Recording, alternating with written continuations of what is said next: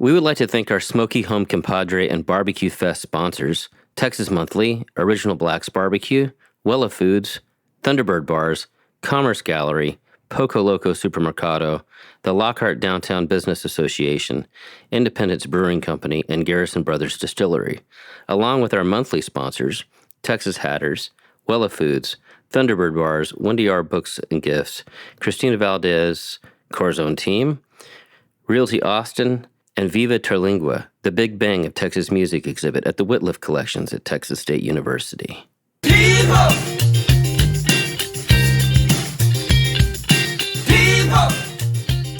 For the last month, we've been getting ready for Texas Monthly's Barbecue Fest, and man, is it going to be something. We're putting on our own show called the Smoky Home Compadre, a celebration of Tasty-Ness. In order to kick it off, and that's going to be on November 3rd, the first Friday, and also having our own 78644 showcase on Saturday, the next day. We're having all kinds of musicians and talent from the podcast on both shows. So what we're trying to say is we've been busy, and we can't wait for Barbecue Fest. So this here's the Barbecue Fest episode.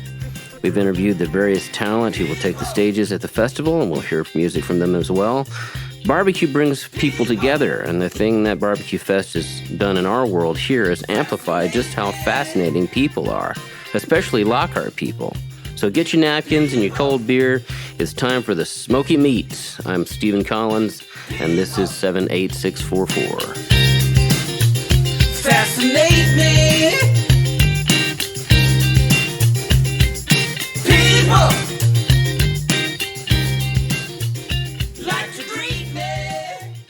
Tomar Williams embarked on his musical journey by taking center stage on the Chitlin circuit alongside his family band during the late 1980s. After spending several decades as a music producer and a supporting musician, Tomar made a decision in 2015 to return to his roots as a lead performer. It was during this time that he crossed paths with a local instrumental group known as the FCs, leading to the birth of the ensemble known as Tomar and the FCs. Their music has taken them on extensive tours across the nation, and they've graced the stages of renowned festivals such as the Austin City Limits Festival, Old Settlers Music Festival, South by Southwest, and notably, in 2022, Bonnaroo. In a momentous achievement at the 2023 Austin Music Awards, the band secured the title of Best R&B Act, and Tomar was rightfully celebrated as the best male vocalist. Tomar came in, and we got a chance to talk and hear a new song as well. I come from a family band, 6 brothers and sisters, and but my mom and dad had 7 children, but 6 out of 7 became musicians. And early on, my dad, this is back in the like 1980, he went out to a pawn shop and bought a bunch of instruments and wanted to make sure that he wasn't going to spend a bunch of money on just instruments, and we weren't interested. So he had 4 sons, and we all gravitated to the instruments and started teaching ourselves how to play, everything that was in the garage. And so in turn, it actually kind of ended up us being able to play everything in the garage and drums. And so we started doing that. We started playing jazz, and then we went from jazz to R&B, soul, or funk, you want to say. So I switched from drums to bass guitar, and I was singing lead. Fast forward, man, around about 1985, we moved here to the Austin area and started playing 6th Street, man. And in 1985, 6th Street was like crazy. It was like, it was on fire. And, the cool thing about it is that you can actually play 5 nights a week and make a great living as a full-time musician. And I think I was like 15 or 16 at that time. Where it's at today, it's completely, totally different, man. And so the cool thing, the respect of 6th Street was there. We had a lot of original music. We started recording out of this place out of San Marcos, Texas, Fire Station Studios. And was Bobby the engineer there? I think it was Bobby. Yeah, he was a great engineer. Yeah. And it was owned by Lucky Tomlin. And I went to high school with his daughter, Tiffany Tomlin. And how that happened, she was like, "Hey, Tomar, if you play for my graduation party at my house, maybe my dad might come out and check you guys out and might give you a chance to record in his new studio." We were like, "Yeah, right." That ain't gonna happen. And sure enough, man, we were out there jamming, man. My dad was with us, and all of a sudden, Lucky Tomlin comes out with a little glass He had a little bourbon in there, and he sat down on the on the back porch, and was checking us out. And so once we finished, his daughter walks over and she said, "My dad is listening to you guys." Oh, cool. So he brought us into his house. He was like, "Hey, fellas, I'm liking what I'm hearing." He said, I have an idea. Why don't you guys come to the studio Monday and put some tracks down?" We were like freaked out, man. So that's how it started. That was our very first time being in a real studio, man. It was crazy. So we were so excited. We did quite a few recordings in there, man. And so we got a chance to learn the authenticity of what it took to record an album from scratch, And when you sung your backups, you had to do every single pass. You wasn't no cutting and pasting and all that. Nah, you had to sing it. So yeah, man, it gave us a really good chance to understand what recording was all about, and we grew up really fast. So fast forward around about the 90s, we did some cover bands and stuff, my brothers and I, and we decided to, kind of dip and dap into hip hop because, my generation invented hip hop, so I'm always loving hip hop. So we started producing some hip hop tracks, and out of Houston, working with some artists. And my brother Tomar Williams, he was actually working with this artist. It was called Big Mo. This guy's named Big Mo. He's passed away, but the nickname, they would call him the Bar Baby. But he was huge in Houston, Texas, and scored our very first Billboard chart hit, the Bar Baby. And it blew up, and it was like huge. It was like his anthem. And that was like 98, 99. And then we started working with more of his artists that was on. It was called Rec Shop Records, and D-Rec Dixon. And we started working on his album that he was putting out with all his artists that were signed to his label. And then Big Mo signed with Capitol Records, and we did his breakout hit called Purple Stuff that just went crazy. And that was around about 2000. I guess it was this kid that was coming up in the ranks by the name of Mike Jones. and he was sort of like the underground kid, but he had all this passion, man. And he kept saying his name over and over. Mike Jones. Like, who is this guy keep saying his name over and over, man? So basically, man, we my brother Salih connected with those cats, and then my brother and I, A-Shack, we got a call from T. Ferris from Swisher House, and they needed some tracks. And for, I guess, this upcoming project. And so we met T. Ferris outside of Houston, Texas. And there was this CD that we had a bunch of tracks on that we produced. And just crazy enough, man, it was this one track on there that was, we had produced it for an artist that was on our label here in Austin, Texas. But he would never write to it. When he do a show, he'd do like a freestyle to it, he would rap to it and do a freestyle. His name was Swift. I don't know, he's gonna kick my butt for talking about this. But basically this beat was on that CD. So we got a call back, and it was like, "Oh man, we want this track, that track, this track, that track, that Swisher House." Well, that one particular track that they picked, and it's like an anthem, and in fact, Spotify just voted like number 7 of all time hip hop. That's amazing. They just put that out like a month ago, and it made number 7 of all time hip hop songs ever, and it's still tipping on 4/4s, wrapped in 4/4s, And so Slim Thug, Paul Wall, and Mike Jones made history.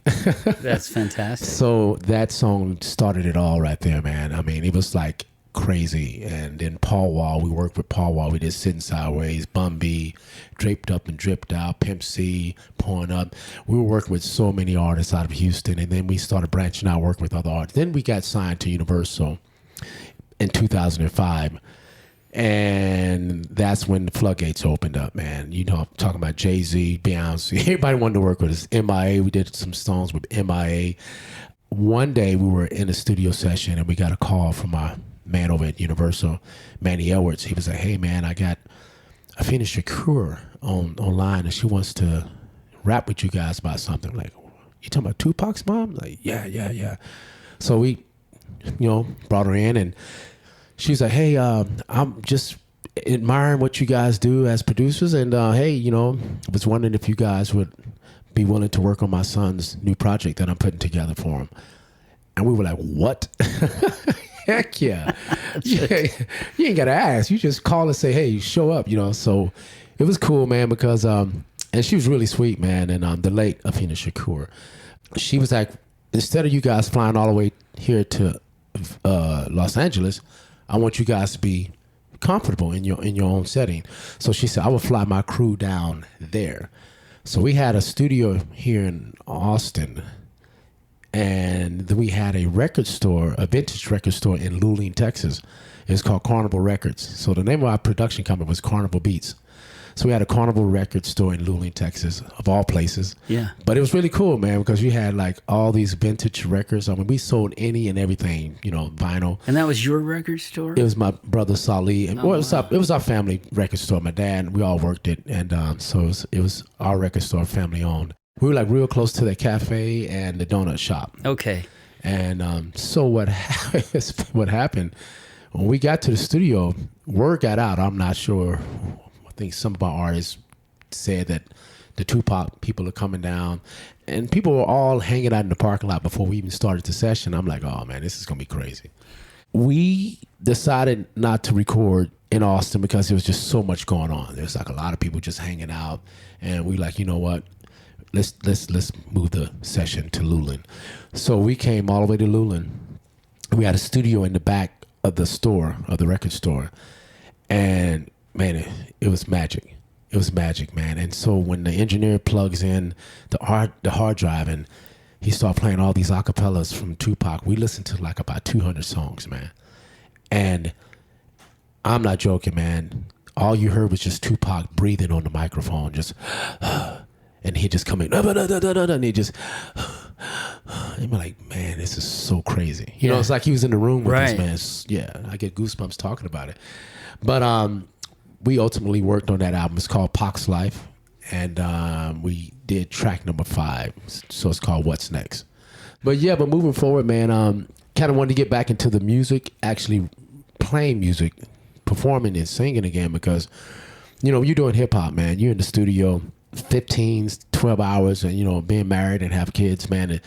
That just drove the wife crazy, man. It put a strain on my marriage, and, it's just really weird because the whole hip hop world is completely different from the R&B or funk or even, rock world. It's like two different entities. I'm not making this up. I've been there. It's like a certain, atmosphere that you have to just say, okay, this is what this is, I was working with this one artist, Chingy, from St. Louis. He had a hit record out. Right there, something right there, whatever, I can't recall. But I was working with him. He brought his whole entourage. We were off on Hollywood Boulevard. Really nice studio, man. And I made it there like 2 hours before he got there because I wanted to write some stuff before he got there. And when he got there, he came with an entourage of like 20 people.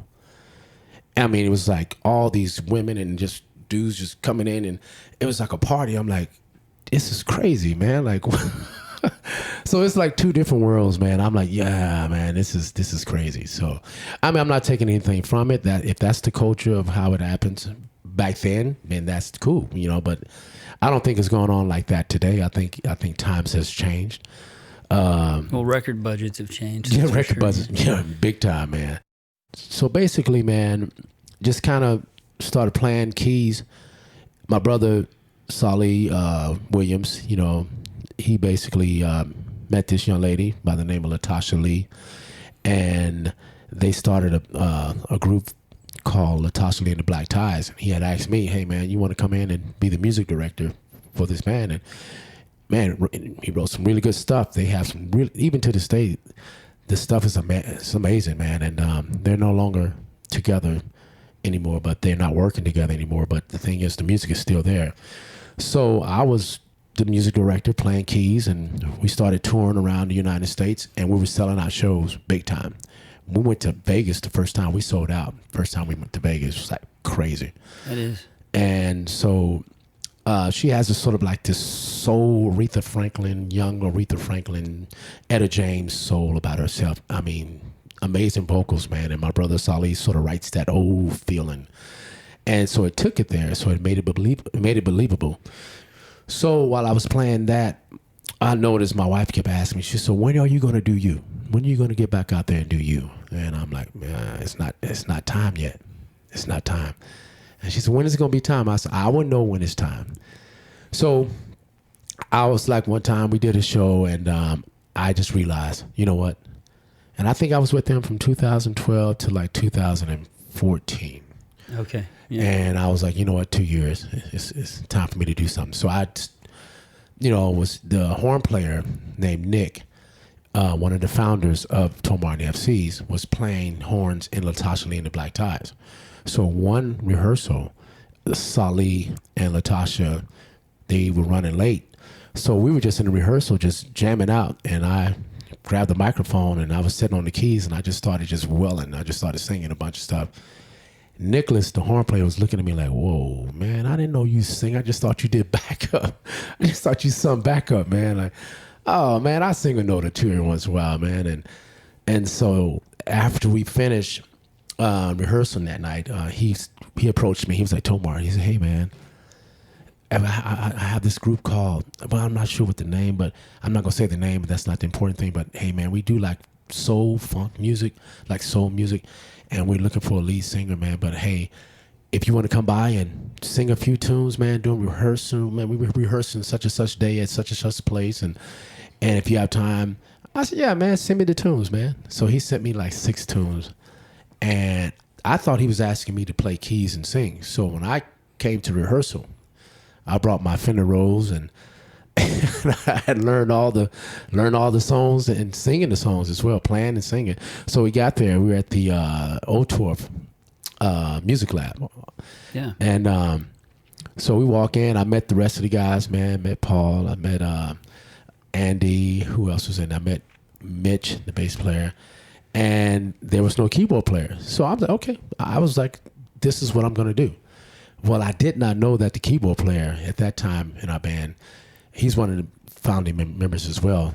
He didn't think that it was he thought it was a waste of time because I guess what had happened or was happening, they were like introducing singers to the band and they wouldn't work out. So he was like, man, this is like another one of those things that's not going to work out. So I'm not going to show up and waste my time. So I came and we started jamming and going over the records, and I noticed everyone in the room was looking at me like, I'm like, man, let's get it. Let's go. Let's get it. So we were jamming, man. And I was having a great time. And I noticed once we finished the rehearsal, and this never, Sorry, I can see this happen. I'm going to tell you, Stephen, this has never happened. I've been in the studio. I've been in Music Lab many times. Yeah. With many bands. And I got up, started loading stuff out, and we opened the door. And there was a bunch of people standing in front of our room. Just a bunch of other musicians standing there. And we opened the door and we're like, hey, what's up? They were like, hey, man, that was you guys in there? Like, I think so. They were like, holy crap. We thought that was a recording, man. We're like, no. That was you guys? Wow, that was great. We were like, whoa. And I looked at the cats, man. I'm like, man, I think we got something here, fellas. Call me on Monday. Stevie, I was like, I think we got it. So I went home. I told my wife, I said, baby, I think we got something here, man. And so that was the beginning of Tomar the Fcs. I love that. That's great. It was a good beginning. Yeah, it was great. You had an immediate audience. It's like out of one of those movies where they're like, man, that guy's in there playing that by himself. And everybody's out the door. And you can't make that up, man. No, that's real. And there were musicians. Like, musicians don't normally do that. Especially in Austin. You just walk right by and don't even give a rat's butt, you know what I'm saying? Yeah. But it was really cool. I love confirmation. That. It was. Absolutely. And now we're lucky enough to bring you down to be a part of the Texas Monthly Barbecue Festival. Yes, sir. Which is the biggest festival that we have here in town. You're having parents from Luling. You've come and gone through town a lot, you know, and noticed how crazy it is to watch it grow. It's crazy, man. I mean, my very first serious girlfriend in high school was born right here in Lockhart, Texas. And so I used to spend a lot of time in the 80s here in Lockhart, man. It looks completely different. It's like a totally different town. Yeah. Super dope, man. Yeah. I'm hoping that after Barbecue Fest, you guys come down and play some more, man. Man, we played the nights at the courthouse. Mm-hmm. Yeah, the courthouse nights. Courthouse night. Man, that was amazing. That's fun. Yeah, I love that show. Amazing. Yeah. Yeah, Adrian Casada and his wife, came out, Celeste. They were hanging out with us, man. It was a great night, man. Yeah. Yeah, so we had a great time that night. It's a fun time. Well, I really appreciate you taking time to come in. Oh, man, Stephen, thanks for having me. And just tell the story and from your point of view, and then just hear how the band got together. Can you set up the single for us? Because I know we didn't get back to. Let's get back to that right quick. Yeah. You recorded the single in 2000, and then the middle of the pandemic, and then I guess it's a re-release, is what you're saying? Yeah, what happened? We signed with the record label out of Houston, Texas, called Splice Records, Sean Brenham, and we decided to record this album called Rise Above. So the title track, Rise Above, was on that album. Basically, we had our album release February the 1st, 2020, and we were planning on just pushing it, touring and all that good stuff. And no more than about a month later, the whole world shut down. Mm-hmm. So we never got it. Like pretty much everyone, that dropped something around about that time. You couldn't do it. You had to stop. So we didn't invest any money into like videos because we couldn't even be around one another during that time. So we just shot a video to the single Rise Above about a month ago in Luling, Texas. My mom and dad stay on like about 30 acres. And we shot it right there on the land and worked with a really cool cat named Kevin Chan and Quentin Arespi. And he's with a band called The Past Lives, Quentin and The Past Lives. Amazing band out of Austin. Y'all need to check them out. And so we got it edited already. I think it's ready to be released. So we might be releasing it real soon in the next probably 4 weeks. Okay. So Rise Above, it's talking about what we're going through right now. And right, it's not changing. It's probably getting worse. I don't know where we're heading right now. But, just have fun and write music and make love, y'all. I'm telling you. Yeah, I hear you. It's the best thing we can do. The best thing we can do. Well, thanks so much, Tomar. Thank you, Stephen. Thanks for having me, man.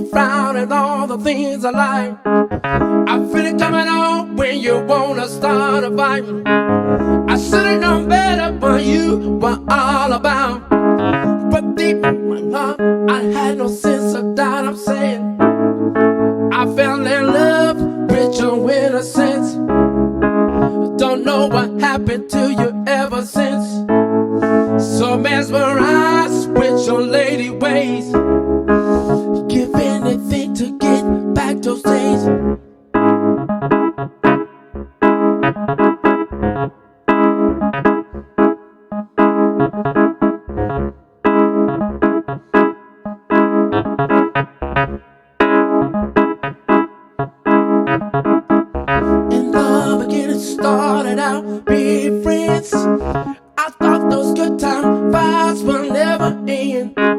I never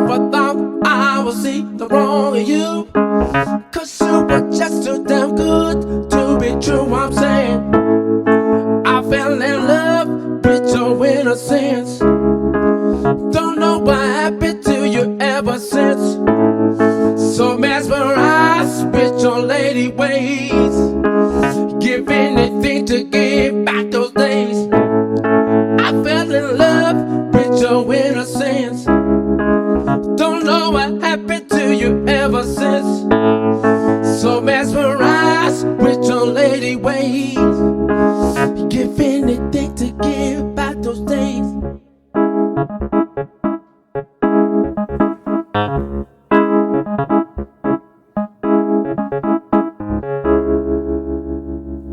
Tomar and the FCs will be on the Texas Monthly stage during Barbecue Fest on Saturday, November 4th at 6 p.m.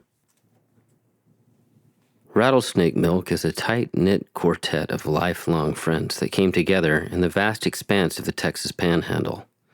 The genesis of the band can be traced back to those sun-soaked days on a cotton farm in Olton, Texas, where he worked in the fields for a dear family and discovered their shared passion for songwriting. With just one handful of rough demos, Sean Lou Lewis had taken on the role of a one-man band, playing all the instruments himself.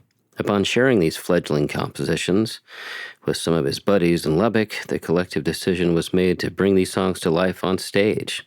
And it was at that moment that Rattlesnake Milk was officially born. We got a chance to sit down with Sean to talk about his music and Rattlesnake Milk and his move to Lockhart. For years, me and a bunch of my friends, we were in a bunch of bands in Lubbock over the years, punk and noise, all sorts of just weird stuff, going to shows. We started listening to this band, Thrift Store Cowboys, who were local legends in town, and ended up being really good friends with them. At the same time, we were doing a bunch of house shows, supporting touring bands coming into town. Like, got really into like OCs, Ty Segall, all that cool DIY stuff. It was like the age of DIY. And then me and Andrew, we moved to New York, toured up there with our band La Panza, which is super noisy, weird, experimental music, and stayed there for 8 months. Could never get a job, just ate ramen noodles, drank a bunch of beers, and had to come back to Texas. And when we did that, I called my buddy I grew up with. We've been best friends since second grade. His name's Eric Spain. And he started farming for his grandpa, so I started working for him. And we were just farming cotton and corn, sorghum, stuff like that out there. And I wrote like a just solo album at the time. I was just staying with my parents, had my little laptop up, recording just like weird rockabilly music. And the tractor all I could get was 1590 KDAV, which was like a oldies station back in the day. Like Buddy Holly used to play there live from the roller rink. It's like a really historical, awesome oldies channel. It was really inspiring to me, so I got really into like rockabilly, the oldies, you know, the golden gems, and like some weird spooky stuff from that area. So I recorded these demos, then brought them back to Lubbock, went out drinking. After the night drinking, we ended up at Daniel's house from Thrift Store, and I showed my buddies the songs, and then they were just like, dude, let's turn this into a band. So a couple of my friends started playing with me, and that's how it started. I love that Daniel and the Thrift Store guys were involved. I've known those guys for a long time. Oh, yeah. Oh, nice, yeah. Dude. Yeah. Yeah, I mean, back in the late 90s, you know, and that's dude, when yeah, they've been at it forever, man. Absolutely. Is Cole still down in Marfa making boots and all that? Yeah, he is, yeah. He's really good at that, too. Yeah, it's pretty crazy. It's crazy thinking back about those days, like, Amanda Shires was hanging out. Yeah, she played fiddle for him, for years. Exactly, yeah. Good times, man. Yeah, so historically, I wasn't too much into country music or Western music until I started listening to the Thrift Store. Obviously, you grew up in Plainview, Texas, you're going to two-step at your high school dances, and I don't know, it just never really resonated with me until I saw the way that Thrift Store was doing it. And it was like this really powerful, deserty, Western, kind of surfy, Ennio Morricone sound. I was like, now, this is something that resonates with me. And then from there, I give them a lot of credit for the music that we make. That's cool. Yeah, because I remember Daniel and I were trying to make cinematic style of music. That's what I was trying to do, a little different way. Right. I think I used more tremolo. Yeah. You know, but it's definitely the Ennio Morricone vibe. For sure. And I think that's fascinating because we were talking earlier before we started recording that you're into filmmaking or wanting to do some movie work, right? Like, yeah, for sure. Yeah, I have 4 movie ideas I want to do. I actually applied to go to film school, was rejected. and then never applied again. But it's something that's like always a dream of mine, and eventually I want to do. Oh, well, yeah, I hope you do, because people that I felt the same way about doing music where like you could make a film with a song, you know? Exactly, yeah. I have been able to scratch that itch with the last record we did, Chicken Fried Snake. Every song is basically, in my head, a movie. Like, it's a small movie. The whole record, all the characters are interconnected. That's great. I kept it secret for a while, but people online started noticing and asking questions, and I think on Reddit maybe they started talking about it. But yeah, like, they're all interconnected people. It's, in my head, Chicken Fried Snake's one big movie. I love that. I love that it's kind of like a book too, you know, where you film where you get the characters interplay. Exactly, yeah. Wow, that's cool. Well, you heard it here. It's really what's happening. Yeah. If you thought it was happening, it's happening. It happened. So you've been on the road a lot and going over to the Scandinavia and across the U.S. Yeah. How was your recent run? Just Sweden and Norway, right? Sweden, Norway. We did Copenhagen too. Yeah. Okay. First of all, it was amazing. But second of all, it was kind of hilarious because none of us had been out of the United States before. And we just land in this wild place. You don't know what's going on. You can't read any signs. The grocery stores are like an amusement park. Yeah. Like, we were just all like little kids. And you show up, Rootsy Music helped us out. You show up, they have a van with all your gear ready. So yeah, it allowed us to not really have to stress too much and just hang out. And everybody in Scandinavia is super respectful for music, so they don't talk when you're playing. And it's hard to like equivalent that in Texas when you're playing at, you know, Sagebrush or Sam's Town Point. And, you know, everybody's having fun, hollering, hooting, and that's how it makes you feel like you're being rewarded. But there, it's the opposite. It's very disrespectful to talk while a band's playing. So that was weird at first, but 6 days in, it's like, this is the best. Because they take it so seriously too, which isn't a good thing. It's not like they really appreciate it, and I think that's they're like hanging on your every word and note. And yes, when you walk on stage, everybody applauds, and yes, it's like rude not to encore. So you just walk out of there feeling like, you know, Marky Mark. So. I think that's great, and I'm glad you had that experience. Yeah, I mentioned it before, but everybody knew you when we went there, and they all asked me if I knew you. So you're a legend over there. It's like the one place people know me, you know, except Lockhart. I have to go back to Sweden and say hi to everybody. Let me ask you a question. Yeah. Did you eat those big round crackers? We ate, yes, and we ate. I remember. Did you play Avesta, with the tent? No. Leif's place. Oh man, he's the place that had like the horse meat sausage, you know. Oh, interesting. And we didn't know how to feel about that, but it was really tasty, you know. So we were kind of like, well, when in Rome a little bit. I'd try it. It was good, yeah. But yes, all the cracker thing, yeah. Yeah, I got obsessed with those crackers. And we stayed at this little Airbnb in Bjorn's hometown. I think it's Borang. Yeah, that's right. Borlang or something. Yeah. And there was like a little sewed circle that they hang on the wall just for that big circle cracker thing. And then I smuggled some back in my backpack. I'm obsessed with those big crackers. I don't know. I still don't know what they're called. I think I've been told probably 10 times. But maybe. Yeah, I know it's so many consonants that you can't really pronounce it if you're from Texas. So I just kind of say the big brown cracker. Yeah, exactly. That wasn't the first European tour for Rattlesnake Milk, or was it? Yeah, it was. It was. Okay. Yeah. I'm sure you'll go back, but you've done a lot of work here in the U.S. too, right? Yeah, we played a lot around Texas, Arkansas, New Mexico, Oklahoma. Kind of keep it tight because it's just easier to go out on some 3, 4, 5 day runs.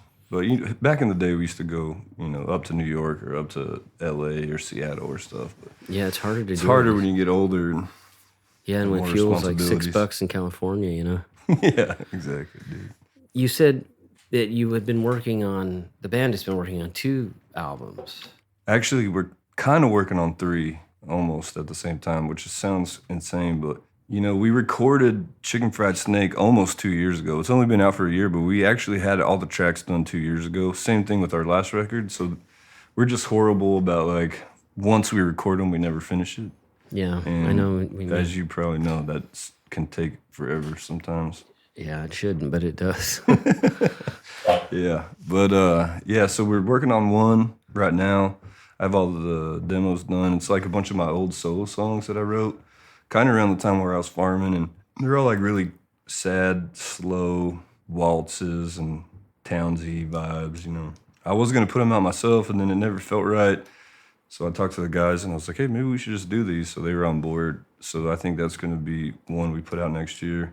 Also, we've been writing a bunch of weird kind of psychedelic J.J. Kell grunge, I guess. I don't know. Cool. It's like a weird kind of mix of a bunch of genres that were just kind of came out of nowhere. So we're going to get that one. And then also, we're also working on a Screw and Chop record. And that's breaking news.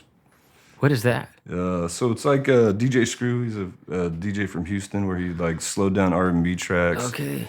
You'd play one on each turntable and crossfade in between the two, but one's a little ahead of the other, so it creates that. Oh, that's cool.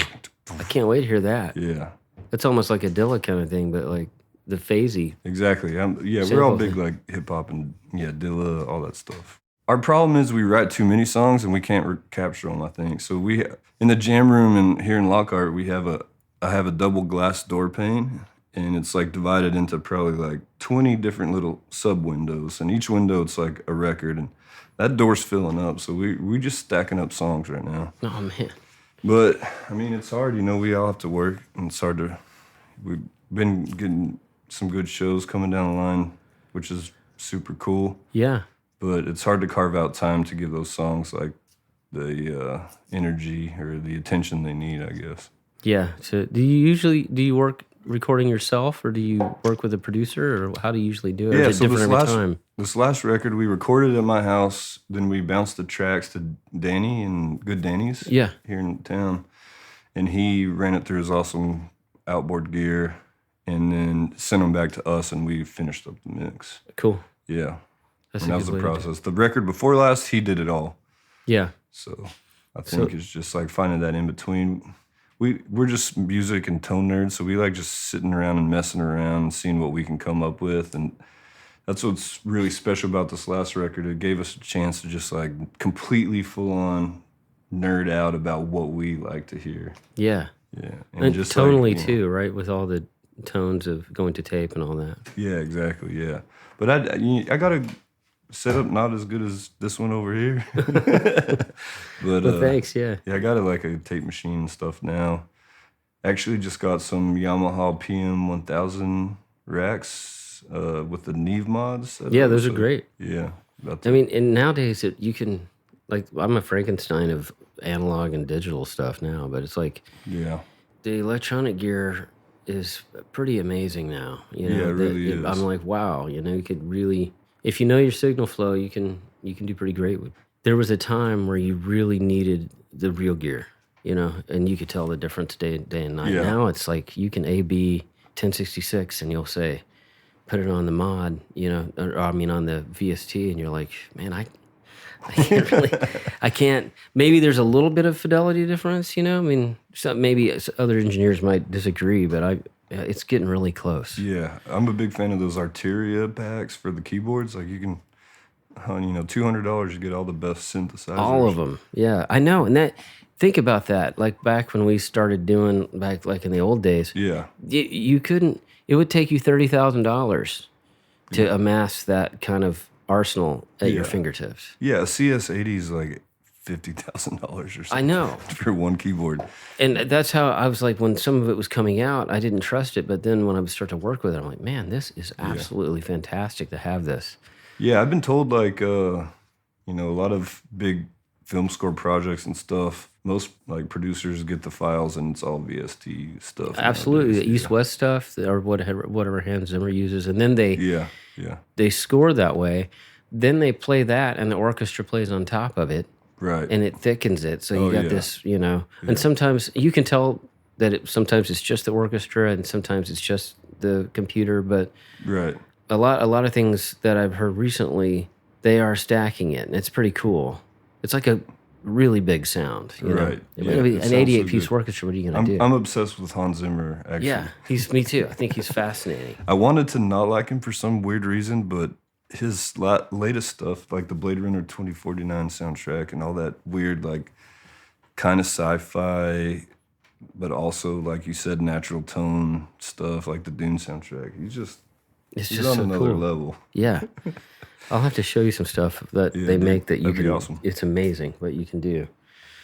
I know one of the shows coming up is, of course, the Barbecue Fest, which we were fortunate enough to book you guys on. Yeah, and, yes, we're so stoked about that. Appreciate it. Oh yeah, it's going to be a lot of fun. We wanted to showcase Lockhart talent and people that are the amazing artists that are living here in both music and performance, and so we appreciate you doing it. Oh yeah, of course. Yeah, we're super stoked. It's pretty awesome too that RF Shannon's playing, which is one of my all-time favorite bands. Not even like Texas or Lockhart or anything. In general, I was like the biggest RF Shannon fan ever, and I'm still pretty much obsessed with him all the time.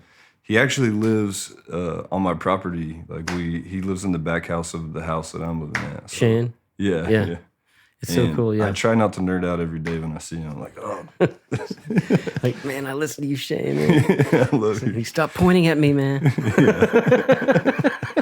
It probably gets on his nerves when you tell him that. No, I love that that's so cool that you get a chance to, to be close to the people that inspire our work, Yeah, for sure. It is really great to have you guys, to have RF Shannon here in town. And like it kind of blows my mind because 10 years ago, I came out here in 2007, and, I came out because I could live close to Austin, but I could, have my recording set up and tour out of here and not have the overhead problem. Now, it's like I don't even have to go into Austin. It's like it's just great right here, Yeah, it's great. Very inspiring telenovela. They put out the new record. Yeah, and it's so good. Like, it just blows my mind. And you just run into these people, going to Lupin Lewis for some pizza and see super talented folks out there making cool stuff. Absolutely.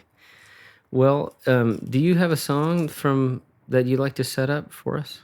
Good Die Young is a good one. It's off our last record, Chicken Fried Snake.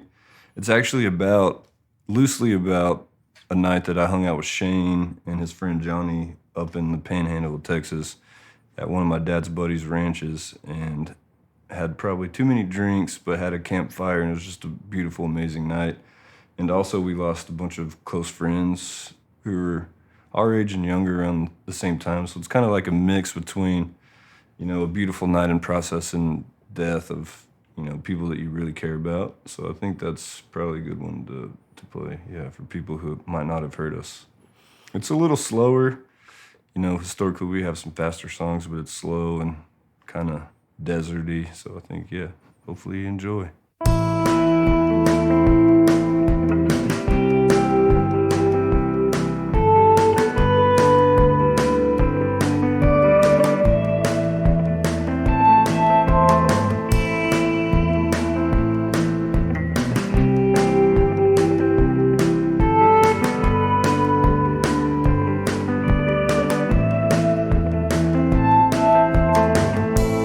Fire burns down deep canyons off the plains. The distant sounds of thunderstorms pour heavy rains. Wind swept on down the Cap Rock, felt like hurt, blowing in like sin, blowing just like the dirt. The moon held our lovers blossom in the night. I'm crying when the memories come falling in my mind. 1,000 images of loneliness and pain falling down like tears, falling just like the rain. The same God that loved you, Lord, is the same God that cut you down. And the wounds you left wide open spill like rain on hollow ground. The same hand that held you, Lord, is the same hand that bared you low. Don't you cry no more.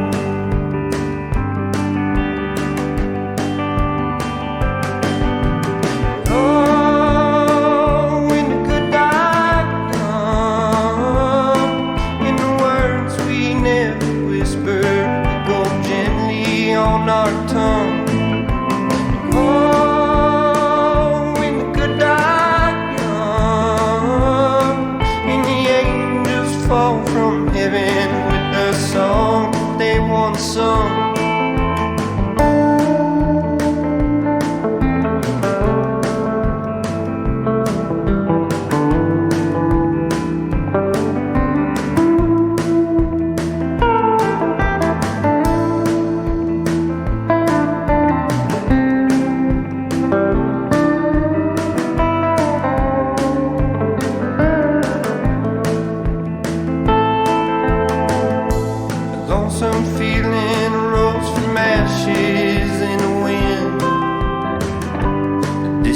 coyote howling echoed around the bend.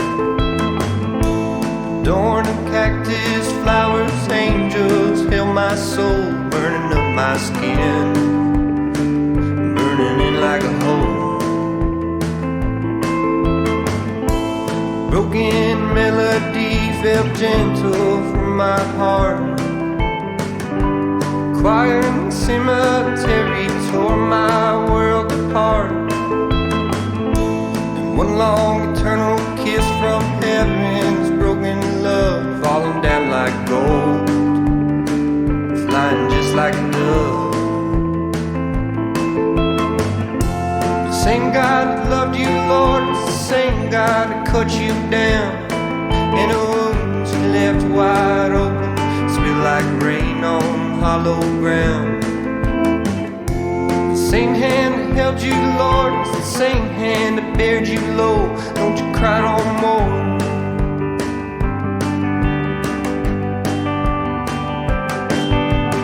Oh, when the good die come, in the words we never whispered, go gently on our tongue.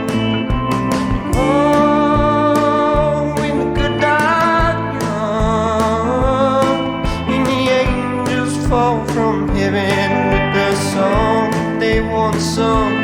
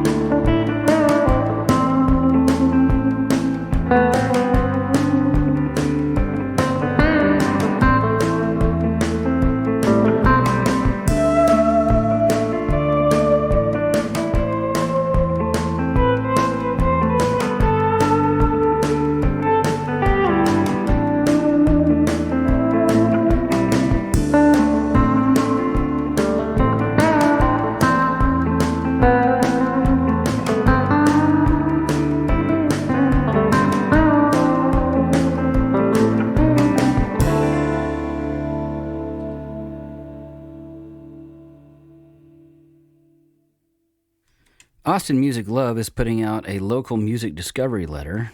They will send out the new songs that are released daily by local artists in the Central Texas area, including Lockhart. Plus, you can personalize your newsletter by genre. Over 1,500 local artists are signed up to have their music distributed through the newsletter, and there are about 50 new releases per week across all genres. Some of the Lockhart artists included are Augustin Ramirez, Melissa Engelman, Telenovela, R.F. Shannon, Richard Watson, and Parker Chapin. Find out more at austinmusiclove.com. Happy Thanksgiving,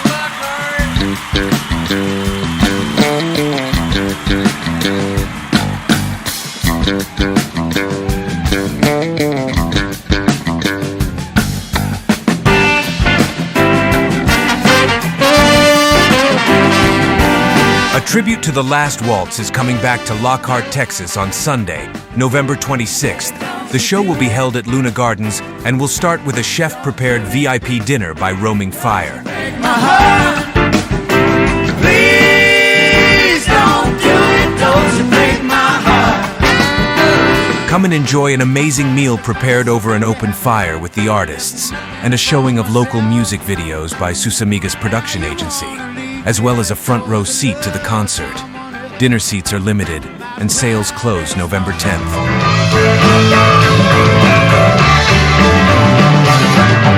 There are also general admission tickets available now at a discount. This amazing event is brought to you by Deep Eddy Vodka, Millscale Metalworks, and Meshed Up Productions. Visit lastwaltz.show for tickets and more info.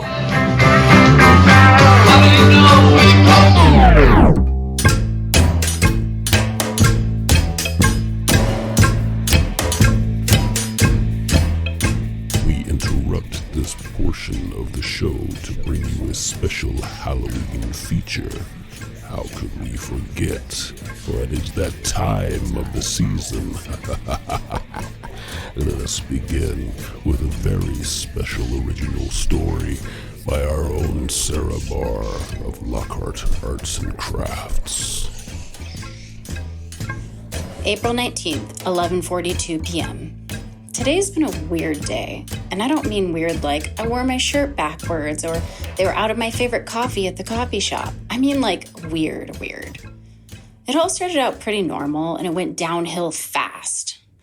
I started keeping this journal because I thought I'd look back on it in 20 years or so and reminisce. Sometimes I think that's the only thing humans are really good at, reminiscing. We're always longing for a simpler time or missing old friendships, jobs, relationships, or days when we didn't have anything to do or any responsibilities. We could use our time to make our current lives like the memories we so miss, but instead we just keep trudging on day by day, complaining about everything that's wrong. And the ironic thing is that in the future, these are going to be the days we miss. It's hilarious, really. Anyway, I'm getting distracted. I woke up early this morning, around 7, and got dressed in what I call my fall uniform.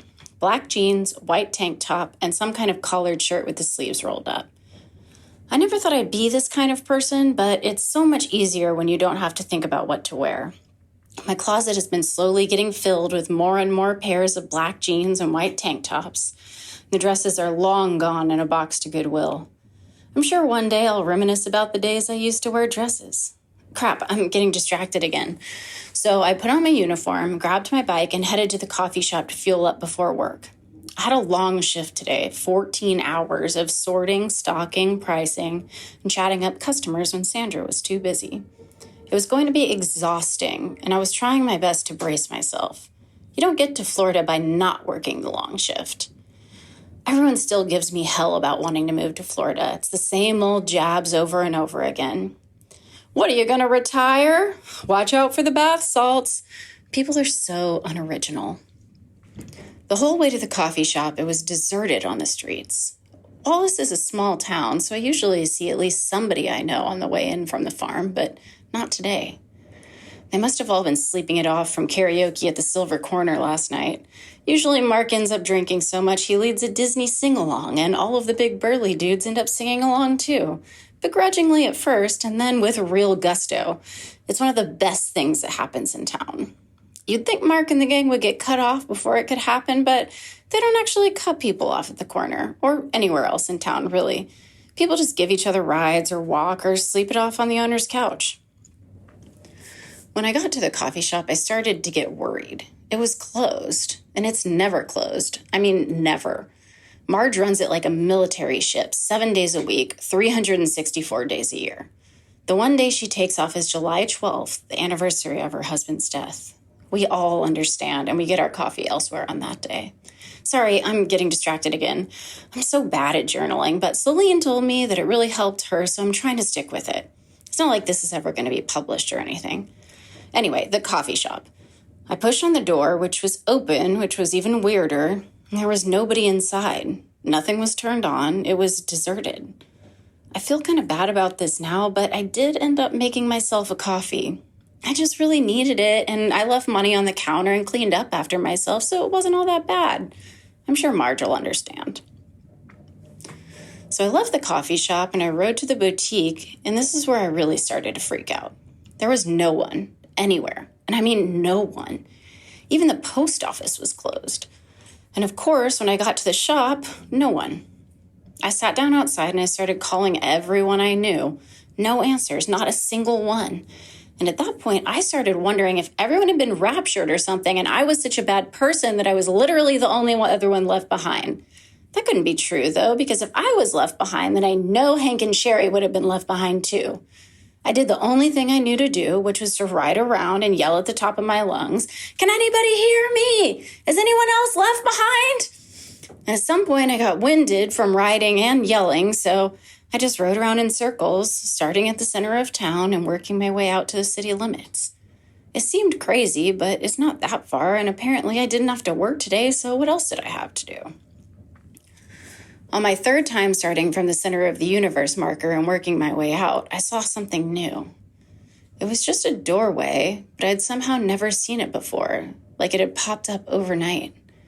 There was no door, just a series of boards fastened over the front.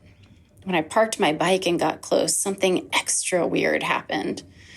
I got really cold all over, like it was the middle of January, and I started hearing things. And I couldn't really tell at that point if they were real or if they were just in my head. Maybe it was the voices of everyone who got raptured? I tried to get closer to the door, but the whispering got more and more. Not louder, really, just more. More conversations, more voices. I could pick out some of them, like Randall talking to Marge about donuts and Amanda talking to anyone who would listen about that one time she met Rachel Ray. But some of them were darker, a little more hidden away. And along with the cold, I couldn't bear it for more than a minute, so I got back on my bike and hauled ass. I rode around for the entire day, going further out of town in a different direction each time. By the time it started getting dark, I was exhausted, scared, and confused, but mostly starving. I didn't feel right breaking into the grocery store for dinner, so I started pedaling back home. And let me tell you, it was a lot slower than I'd left this morning. It only takes me about 20 minutes to ride back to the farm from town, nothing to write home about normally, but today it felt like hours.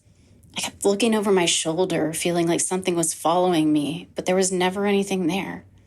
If it was God or angels or whatever, they should really know better than to try and freak people out like this. At about the halfway point, I saw something that looked like car lights in the distance. I remember shouting, "Oh my God!" out loud. Finally, another person. Finally, I wasn't going to die alone in a town with a new ghost store and no living residents. More importantly, I wasn't the worst person in town. I could share the misery of being left behind with someone else and see what they did to still be here. That would help me figure out if I was a bad person or not. Hopefully they weren't a murderer. The headlights kept coming up the road, disappearing slightly behind a small hill, and I was pedaling as fast as my rubbery legs would let me. But when I got to the top of the hill, there was nothing there. No lights, no car, no person. And I was probably imagining this from the hunger and exhaustion, but I thought I felt the cold again, creeping up behind me as I rode with the faintest hint of a whisper. I made it home and I opened the gate and I was riding in when I looked and I saw the headlights again. I wasted no time in dumping my bike and hauling ass again back to the road. My feet would barely hold me up, but I had to get there. I had to talk to them. I ran down the side of the road towards the headlights, but just as I got there, they disappeared. I stood there hugging myself and almost crying, and I never cry. It's just not who I am. I started walking back to the house. And this time, I know I wasn't imagining the cold in my back or the whispers. That stuff moved fast. I took off and sprinted for the house, leaving my bike on the gravel. So now I'm here, in my house, eating soup and writing, staring out the window, too afraid to open it. I hope my electricity stays on. Do we need people for that to happen? Or the water? Maybe things will look better in the morning. Maybe this is all the worst dream ever, but I don't think so because you can't write in dreams, and I'm pretty sure the soreness in my muscles is real. I see the car headlights in the distance and just flip them off this time. There's no way I'm going back out there tonight. Or maybe tomorrow, or maybe until I run out of food. Maybe if I steal a car, I can just drive to Florida. This can't be happening outside of Wallace. I giggle a little to myself because I'm doing it right now, reminiscing. Wishing I'd had that 14-hour day of sorting, stocking, pricing, and chatting up to customers when Sandra was too busy.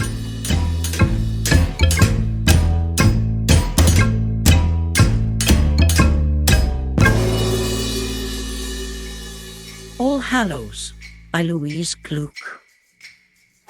Even now, this landscape is assembling. The hills darken. The oxen sleep in their blue yoke. The fields having been picked clean, the sheaves bound evenly and piled at the roadside among the seafoil. As the toothed moon rises, this is the barrenness of harvest or pestilence, and the wife leaning out the window with her hand extended as in payment, and the seeds distinct, gold, calling, "Come here, little one." And the soul creeps out of the tree.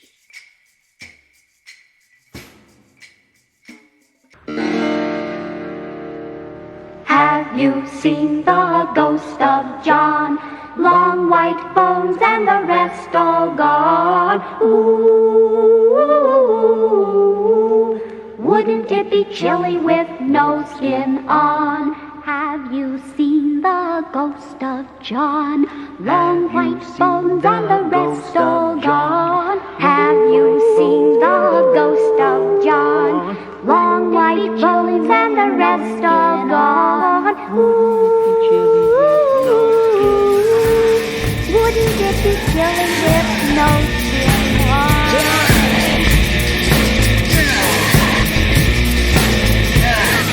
Dreams with the Mothman. Last night I had dreams with the Mothman. Last night I had dreams with the Mothman. Last night I had dreams with the Mothman. Last night I had a ride from Judas. Last night I had a ride from Judas. Last night I had a ride from Judas. Back to Barbecue Fest. Local artist Shane Renfro recently sat down with us in the studio to discuss R.F. Shannon, a project that delves into the realms of country, Americana, and alt-country music. R.F. Shannon's music expertly blends traditional country elements with contemporary vibes of Americana, adding a sprinkle of indie rock, resulting in a deeply soulful and introspective sound. R.F. Shannon's songs evoke a duality of emotions. They can be mournful at times and profoundly inspiring at others. His creative wellspring draws direct inspiration from the text and landscapes that surrounds him, crafting music that mirrors the wild and breathtaking Texas environment. His unique voice and guitar playing style are instantly recognizable, marked by a rare rawness and honesty that offers a refreshing departure from the norms of modern music. Started with just me and my brother Jeff. He's the drummer still in Austin, I guess about 10 years ago. And then slowly added pedal steel, Luke Dawson, and there's been a rotating cast of bass players. Austin Burge was the first one, your neighbor. That's right. And anytime someone has babies, then it's like, okay, the next person jumps in and plays bass. Right now, Chaz Bassett's playing bass for us. But yeah, it's been me and Jeff the whole time, and then I moved to LA for a couple years, and it's always been hard to distinguish whether R.F. Shannon was a band or if it was like just a solo effort. But I'll end up often writing the songs by myself, and then I like to have a band to come in and execute it, so it's kind of something in between. I'm trying now that I'm settled back in Lockhart and have been for a few years to have it be more of an actual band, because I like the atmosphere you can capture when you record more live, mostly live. Yeah. So, yeah, it's been going about 10 years. We have a handful of albums now and more to come, hopefully. Yeah, I hope so too. Yeah. And the latest one just came out and on a digital release, and there's a vinyl release coming. Yeah, we released it May 26th digitally with Killed Scales, and they're being pressed as we speak, so we should have them hopefully by the end of the year, but worst case we'll be taking pre-orders soon, and they'll be out and available early next year maybe. I considered not doing a vinyl release, but I really like the tangibility of having a vinyl, so I feel like I couldn't really move on unless we actually had an artifact. Yeah, I hear you. It's like those types of tangibles make it feel like you've done something, Mm-hmm. not just done something on your computer, right, and emailed it to somebody. Totally. The sound, there's a sound with this, with the whole R.F. Shannon thing. And then this one, and it's always been kind of desert specific, I suppose, or am I out of line when I'm saying that? I think we've always, this sort of been a feedback loop of that. Like, we've often heard people say that it reminds them of the desert, or that it feels really good to listen to while driving through the desert. I think there was sort of a period of time, or maybe 5 or so years ago, where I was really obsessed with the desert, so I think I was leaning into that. This new album, Red Swan and Palmetto, is kind of more of a coming home. I went to Palmetto State Park, which is, it's kind of crazy. It's like it's going wild. to Costa Rica or something over there. Yeah, it's like the furthest west, like, bioregion of, like, dwarf palmettos that grow there, like, in that amount, I guess. Kind of like Lost Maples, Yeah. Just like this odd anomaly of, like, all these dwarf palmettos in this swamp. So I don't know, it just really captivated me, and spent a lot of time there when I moved back and was working on the album. And so I kind of wanted to have this new album be kind of a departure from the desert vibe, but that's so vague anyways, and it's usually like press will kind of latch onto one thing that's easy to talk about, so it's like desert, this or that, and that's always fine. I kind of understand how it works, just to abbreviate things and get the point across. But yeah, this one is, I'm trying to get a little swampier, if that makes sense. I don't even know what that means though. It's always vague to me too. I just one image in my head, and then I just sort of go off of that. It's not necessarily specifically like swamp. You know, the first song is meant to be, but the rest are just songs that I wrote that ended up on the album. Yeah.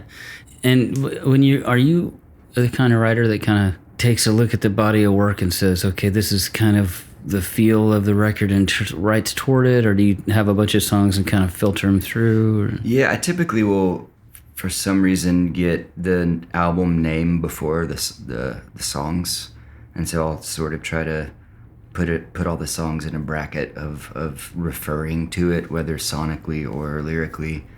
Except Rain on Dust, that one I didn't have a name for until it was done. But inevitably, there will always be a couple strays on the album that I didn't necessarily like.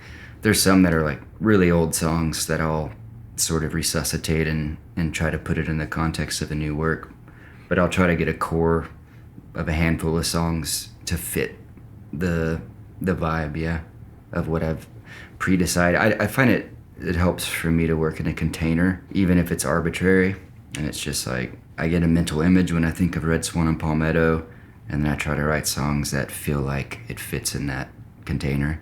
Yeah, there was a time I was listening to, I think it was Brian Eno and Daniel Lanois were talking about geographic music, like music that had a locality in its sound. Right. And they would kind of sometimes go there to make the record, or they'd at least, work in that box. I was fascinated by that because I think that's what you're describing a little bit. It is. We even considered renting a cabin in Caddo Lake State Park, or Caddo Lake. Like, they have these little East Texas, yeah, these cabins in like far northeast Texas. I like it very over there. Spooky, swampy It's vibes. really spooky, yeah. Yeah, but it was lined up, with pandemic and all that, so I had to just squash all that and ended up doing most of it at home.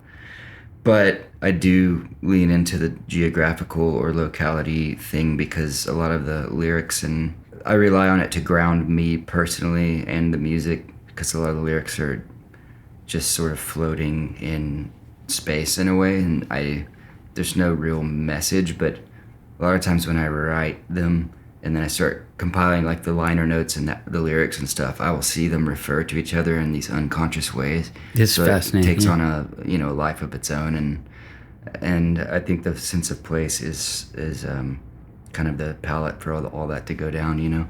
It's a common link between them. Yeah, that's fascinating. That's another phenomenon that's crazy. That when you write something and then you don't have a clue what it's about, or you don't know how it relates, and then later, it could be like years later, you see, oh my gosh, that's it's like you made a puzzle that you had no idea, like it didn't exist, like you weren't trying to make the puzzle, and then you actually ended up putting these pieces together that created something that you had no intention to create. Yeah, it's kind of wild. It's crazy. It's like proof of the spirit world. Yeah, man. Exactly. I mean, when I'm listening to your work, it's like it's a bit impressionistic, which is cool. Like it's like Terrence Malick. It makes movies not so much about the narrative, but about the feeling of it. And about the. That's very true. And I feel that with your work, with your music. Yeah, I'm glad to hear you say that. I've always kind of said it was like gesture art, or impressionist is probably a better way to put it. It's just I'm sort of mildly hinting at something, and then it kind of tends to figure itself out as we go. And I like so many different kinds of music. I've never been comfortable being derivative. And the older I get, and I see musicians within a context of like whether they're a really good bluegrass player, old-timey, or blues, or whatever it is, I have so much respect for that. But I'm just like painting broad strokes, whereas all that is really detailed. There's such a tradition built into those, and I feel kind of outside of those, not intentionally. It's like, I think maybe in 20 years I'll just be watching YouTube videos and trying to learn to play the bluegrass really well, or the blues really well specifically. But for now, I'm just happy to, we all borrow. So whatever vibe I get from this or that, I just kind of try to take it without being derivative of it, just kind of hinting at. It makes it feel like bluegrass or soul music feels, but it's not a soul band or a bluegrass band. You know? Yes, I do. There's too much good music. I just want to be able to kind of check off all the boxes of the feelings in one song if I can. No, I think you're doing a good job with that, because there's the melody, and you're putting a textural thing together. You got your counter melody, and it's like, it just lets people kind of step into the song a bit, and it's not engaging you on a like listen to me kind of thing. It's more like allow yourself to sort of be discreet when you work. Yeah. You know what I mean? Yeah, no, I certainly know what you mean. There's times when I'll be writing songs and I'm like, if I fully lean into the tradition of what this sort of is beckoning, then it would take away some of the, music's powerful, all kinds. So if you can kind of like not reveal the trick, I guess, of like, oh, because it's like a famous bluegrass song or whatever it is, then you can't mentally have that moment where, as a listener, where you're like, I like not being able to put your finger on what it is, but the timeless quality of all music hopefully comes through, Yeah, I do. And I'm curious on when you say that, the timeless quality, I know what you're talking about, but can you talk about what you mean when you talk about it? Only in as much as I've felt that from other music. I don't know what it is. They're proven, when Leonard Cohen talks about the minor fall, the major lift, it's like there seems to be some sort of sacred quality built into chord progressions, melodies, and the relationship between them. And so to me, I just try to find a relationship between chords and melody that hits me the way that other songs do.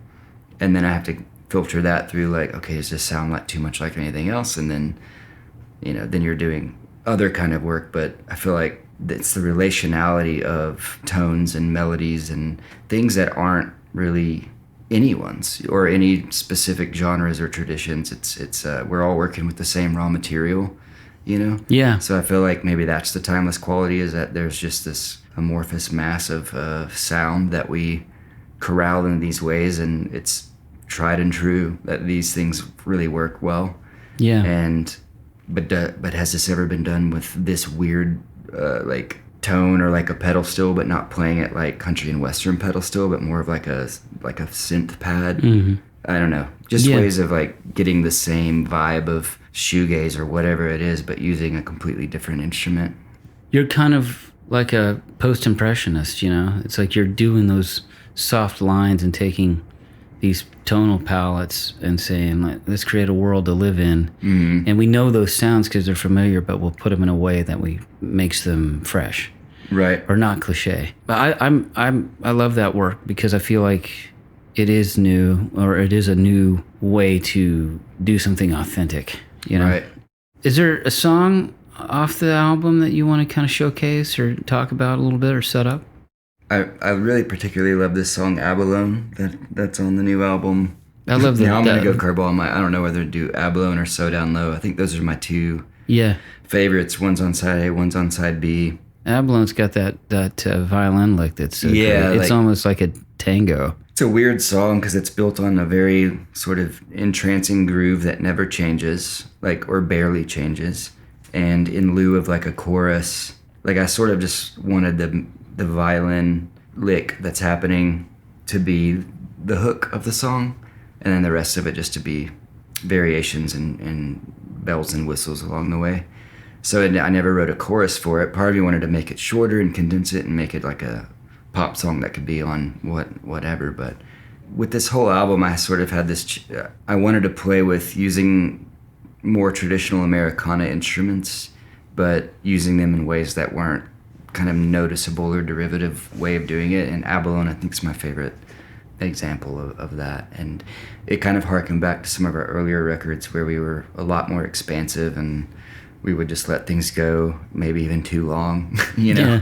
But Abalone was kind of, to me, a way for us to bridge that, because Rain on Dust and Trickster Blues, the previous two albums, we condensed the songs. I made them kind of more accessible, and not for any reason, just because I wanted to see how I worked in that limitation, But Abalone was kind of a welcome back to letting in that spaciousness and just playing with sounds and panning and all kinds of weird, ear candy stuff, so that when you're staring at the stars, you have this cool guide along with you, So maybe Abalone.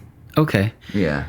One other thing I'm curious about is When you interpret the songs live with the band, is it a similar type of method, or is it just a free for all? Let's reinvent it kind of thing. I sort of painted myself in some corners. I'm still negotiating how we do things live because we have like a pretty solid regular 4-piece situation now here in Lockhart with Luke Dawson on pedal steel, Chaz on bass, and me doing my thing and my brother on drums. And I want to be able to go and play anywhere with that.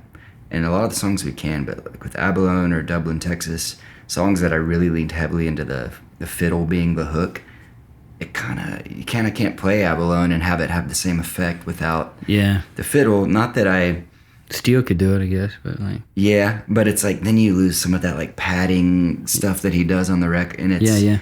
You know, but that's cool too. I like the idea of, you know, you would have... Maybe I play solo one night, or maybe it's a 4-piece, and then maybe we have... When we do have like the full ensemble, then, you know, you get different performances of the song. I try to keep it somewhat close to the record, but the timing's always going to be different. There's always a lot of the record is improv, especially on Abalone. So live, we're not sitting here counting bars necessarily, other than the parts when there's vocals. The rest of it's just going to be sort of a free-for-all. It's cool. But I'm not the type of person to want to play with a track that's like going to do the fiddle part. I'd rather just play it in a totally different way. Yeah. So that's kind of where we are now, is figuring out how to perform these songs live. We've done one show, May 26th in Elgin, and it was probably the funnest I've ever had playing a live show. It was such a good turnout, which surprised me. I kind of wanted it to be in Elgin because I thought maybe not as many people would show up and we could just kind of work out our kinks, but it ended up being packed out, and it was awesome. So that was the first time to sort of baptize the songs into a live setting. Mm-hmm. And then coming up soon, we have a handful of shows where we're going to hopefully figure out how to really do this, you know.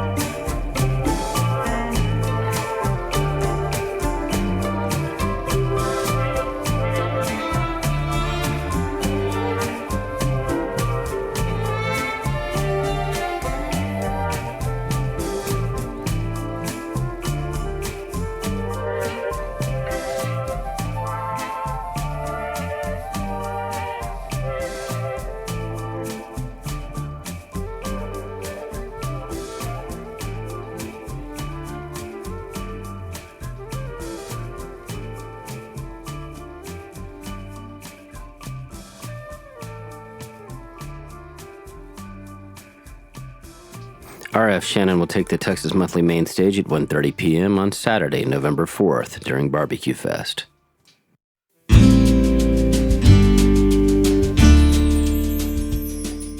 Hey folks, Emily here from Wella, a local family-owned business right here in Lockhart, Texas. We make everyday foods you love, like Thunderbird superfood energy bars, and our Wella hot cereal, and more, with only clean ingredients and amazing flavors. You can find us at H-E-B, Central Market, Whole Foods, Good Things on the Lockhart Square, as well as ThunderbirdBar.com, WellaFoods.com, and Amazon. Hi, I don't know if you're aware that we're throwing a celebration of Special-Ness. It's also a celebration of Tasty-Ness. In 1986, David Byrne made a movie about a bunch of people living in Virgil, Texas. The band Talking Heads even made a whole album about it. In the movie, they have a celebration of Special-Ness. I thought it would be cool to have our own celebration of Special-Ness, except this one's kind of real. It's a celebration of what makes Lockhart special in the first place. Smoky meats. They're going to have a variety show about meat? How do you do that? But in recent years, we've got something else that makes us special. Like musicians, like Mitch. Hey, Em. Hey, Dustin. Hey, Steve. So we were fortunate enough to partner with Texas Monthly to kick off Barbecue Fest. So what started as a celebration of Special-Ness became a celebration of Tasty-Ness. Happiness is an attribute or a quality. Messiness is an attribute. But it's a description of a state. Lockhart has all kinds of characters that live in it. A lot of them we feature on the podcast that we run. Some of them are real, and some of them aren't. I do traffic. That you're up there in a helicopter looking down, knowing where everybody's going. I ain't gonna lie either, I made a little money on the side doing a little PI work. I mean, we all know I've got a little bit of ADHD. It's just a little touch. Come in here, you guys see some things in here. Oh, Mr. Chickadee. This vase, it has a terrific story. Let me just show you. Know, I really resent the hell out of the fact that people use the word chicken to mean afraid. Let me tell you what, you crawl into a chicken coop with a horny rooster and see who runs for the door. In addition to the characters you've just seen, we're also going to feature several songwriters and musicians from the podcast. And it's all happening live, November 3rd, as a part of what we like to call the Smoky Home Compadre.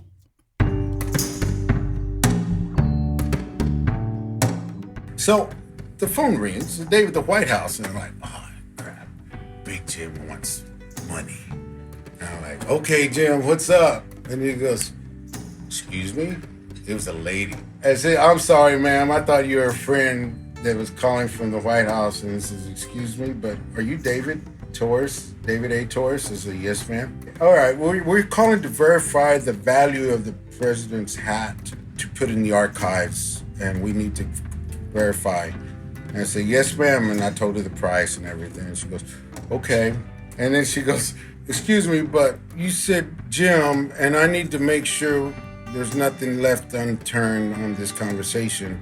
You thought I was Big Jim. What does that mean? And she goes, is there something I need to know of? Because this is a president. And I'm like, well, let me tell you, street lingo, friends of ours call the White House, it really means the penitentiary. And she goes, so you're saying street lingo out there is called the White House really means sometimes the penitentiary? And I said, yeah, because the building's painted white. And she goes, hey. Well, okay, well, I just needed to verify and clear the air because the whole group family of Texas Hatters has security clearance and y'all have all been checked out. Come on down to Texas Hatters where we top the best.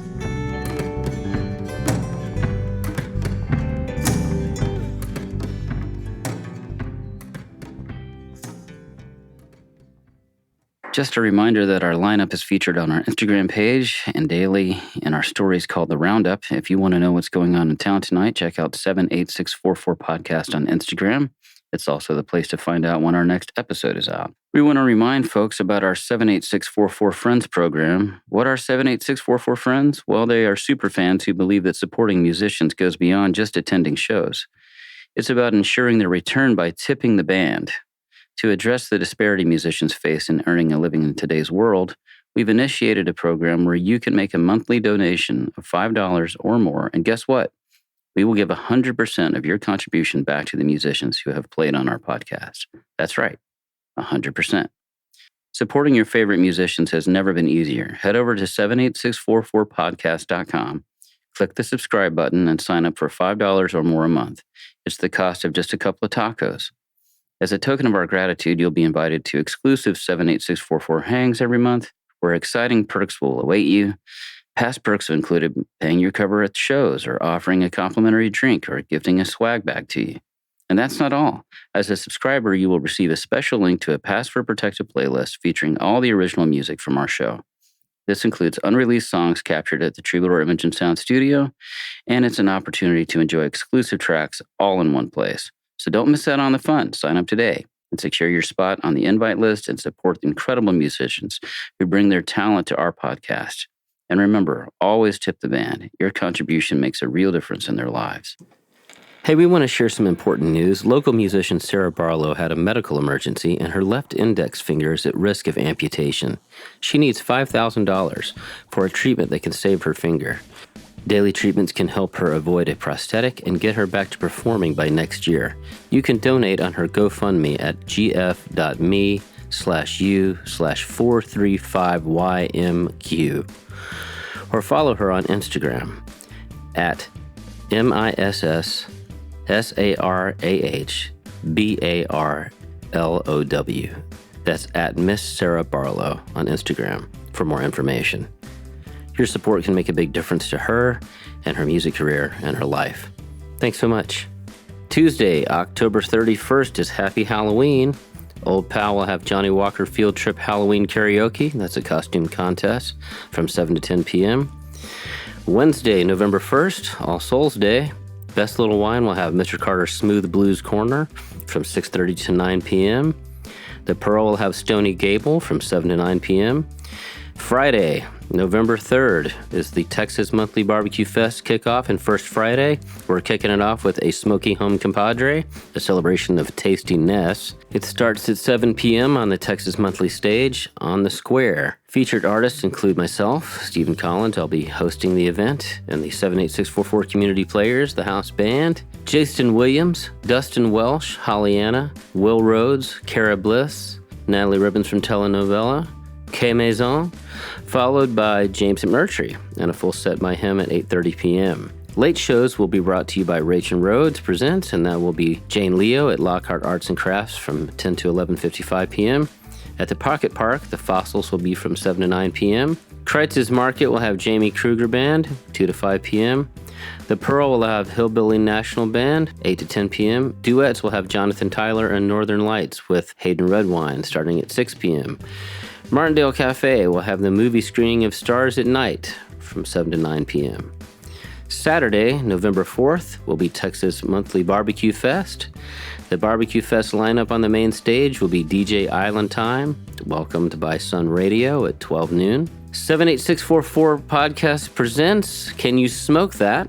It's a culinary adventure in roadkill, hosted by Vera Karp from Tuna, Texas, at 12:30 p.m., followed by RF Shannon at 1:30 p.m. Then we'll have the 78644 Podcast Showcase featuring Mark Willenborg, Melissa Engelman, Rachel Lingvi, Richard Allen Platt, Chris Dye, plus myself, Stephen Collins, and the 78644 Players with some special guests. That'll be at 2:45 p.m. Rattlesnake Milk will perform at 4 p.m. 78644 Podcast will then present Can You Smoke That? A culinary adventure and roadkill, hosted by Vera Karp from Tuna, Texas herself, followed by Tomar and the Fcs at 6 p.m.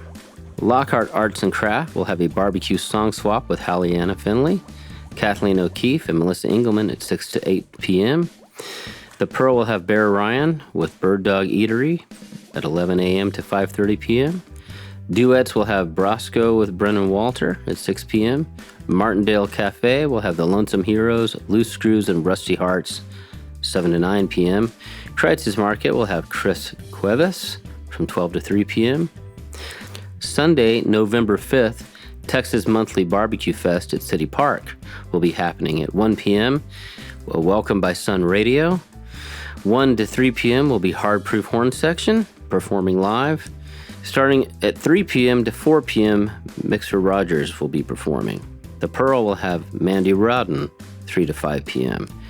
Wednesday, November 8th, the Pearl will have Chris Lancaster, 7 to 9 p.m. Best Little Wine and Books, Mr. Carter's Smooth Blues Corner.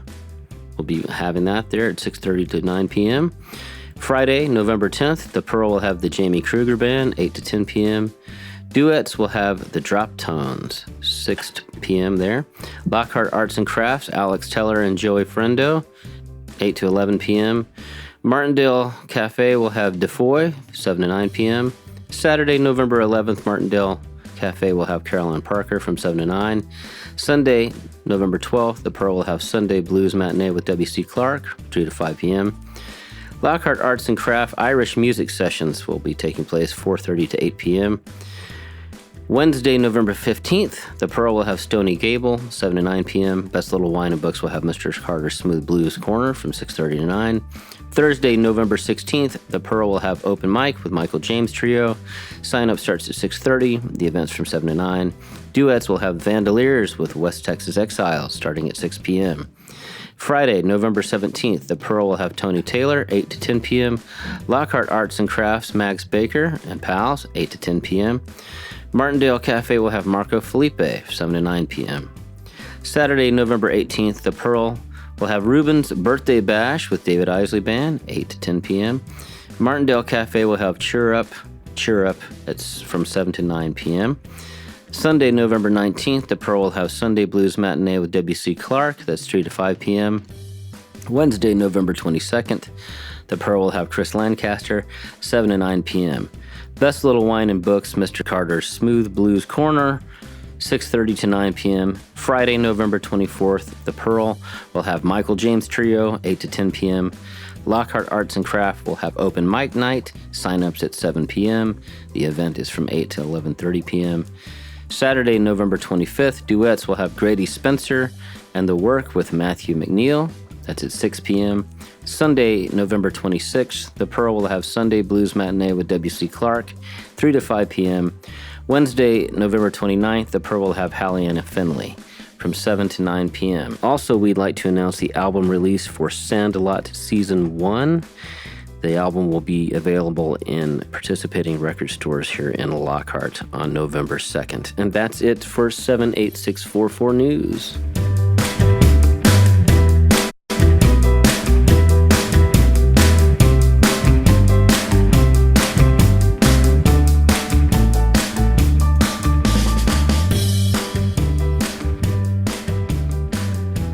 Jaston Williams, an American humorist, playwright, actor, director, and novelist, is best known for co-authoring and acting in the Greater Tuna quartet of plays. These comedic plays are all set in the fictional town of Tuna, Texas, and include Greater Tuna, A Tuna Christmas, Red, White, and Tuna Does Vegas.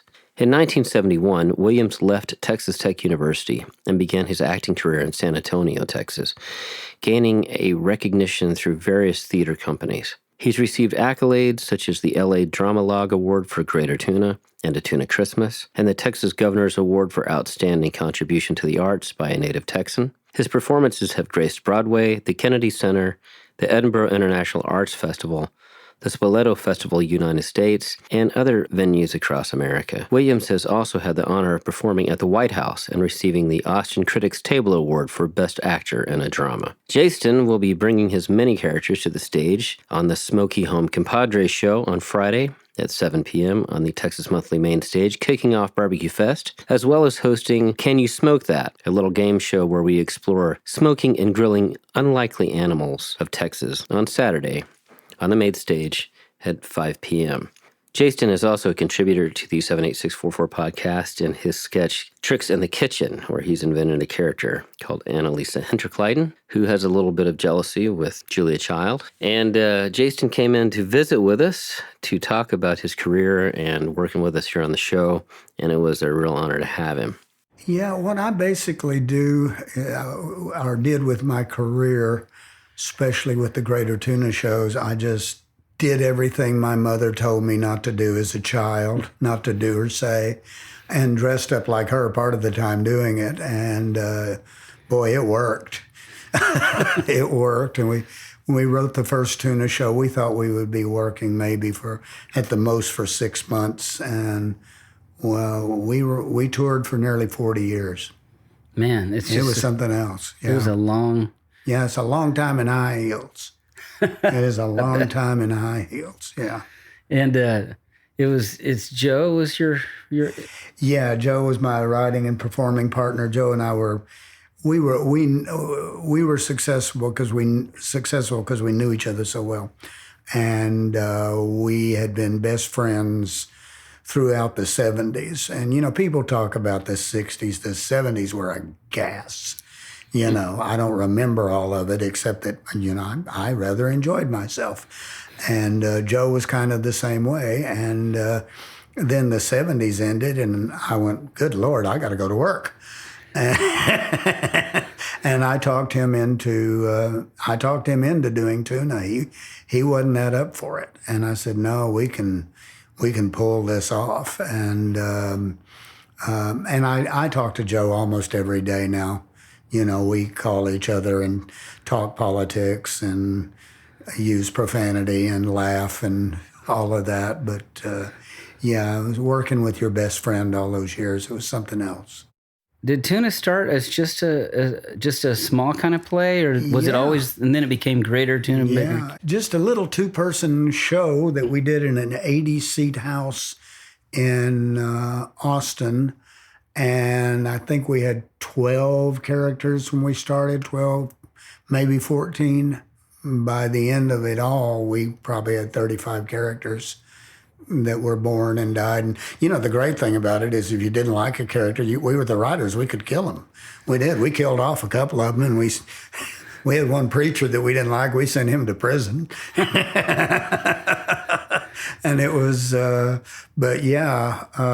we started in Austin, and a couple of New York critics theater critics were friends with Gary P. Nunn, and they came to Texas to hear country music. And Gary insisted that they come see Greater Tuna, and it changed our lives in about a week.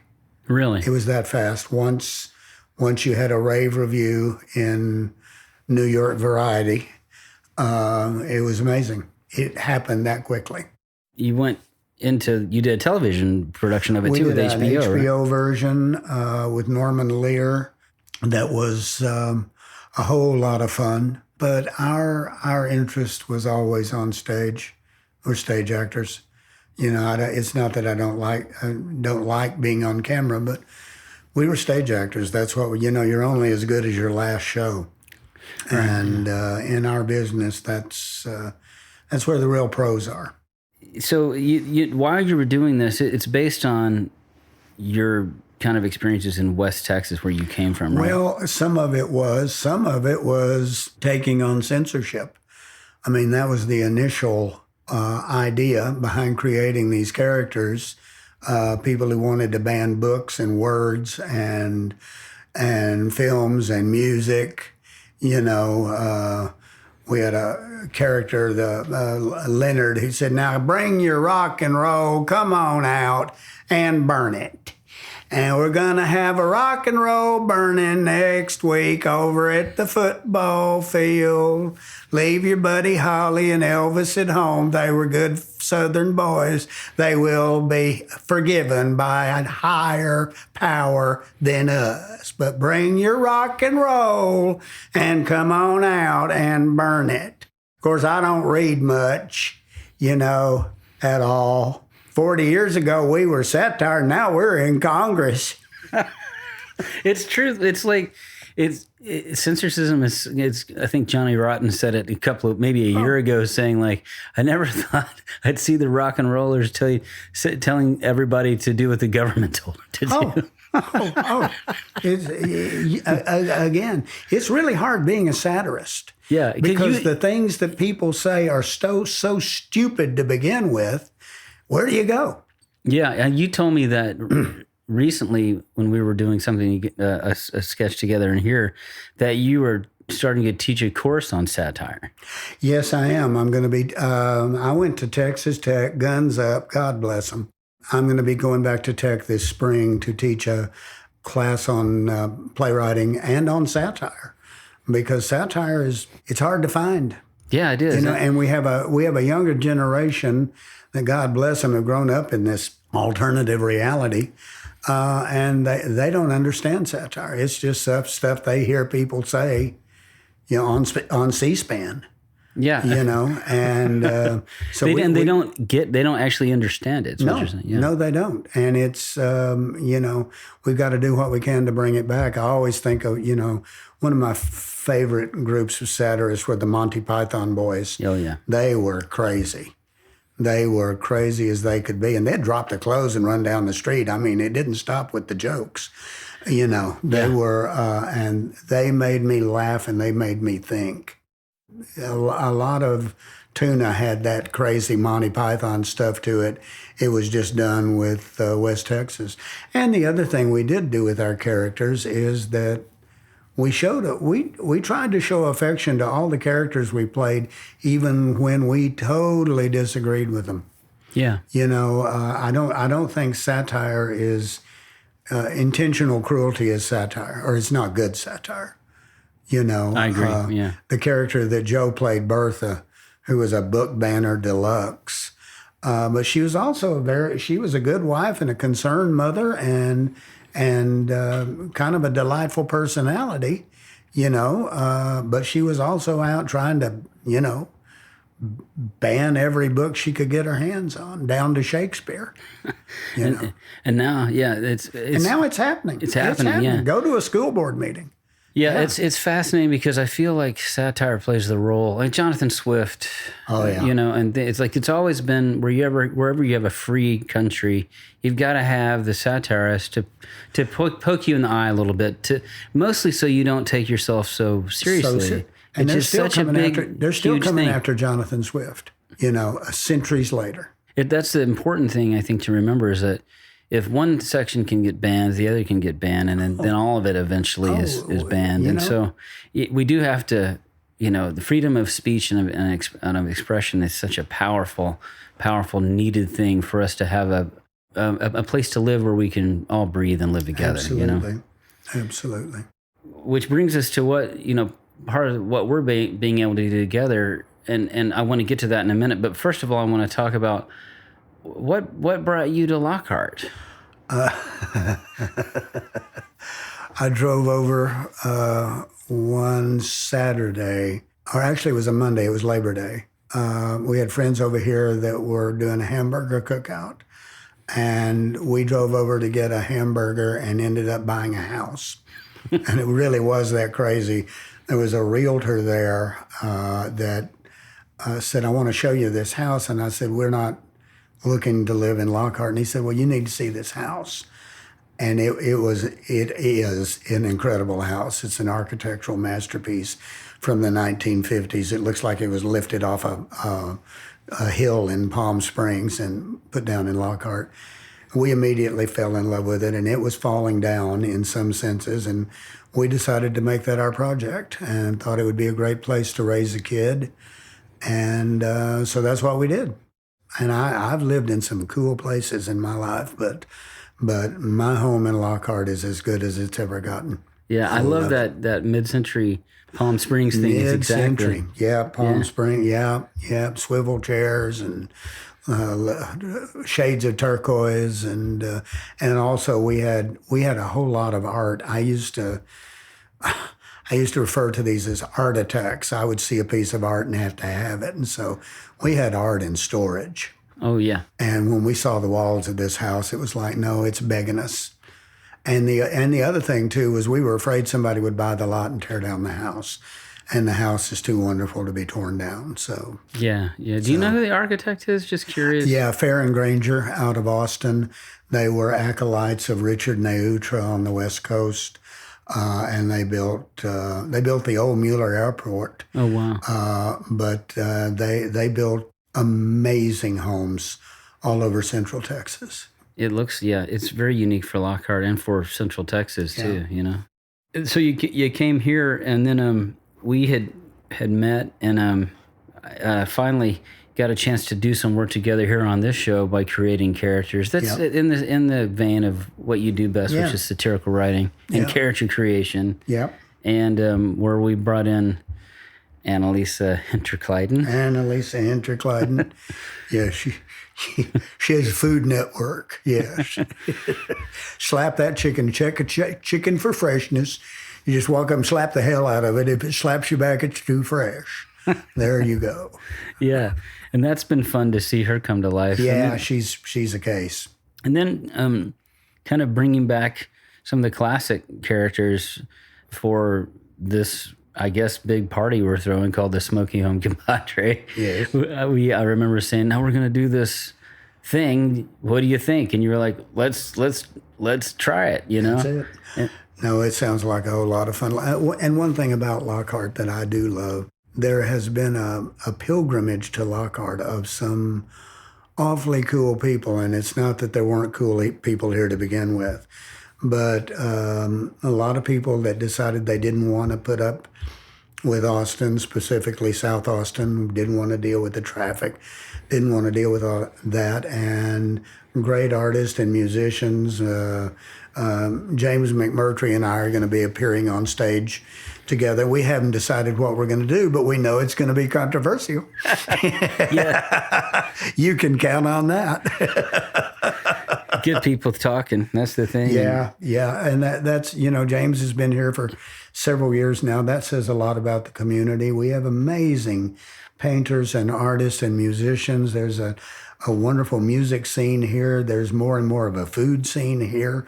Now I know we're supporting barbecue here, but we have choices. Yeah. Now, which there didn't used to be. No. And, it used to be barbecue and bad pizza. Yeah, and Mexican food. That's about it. And yeah. Mexican food. So no, I think I've landed in Lockhart, and I think, they're just going to have to put up with me.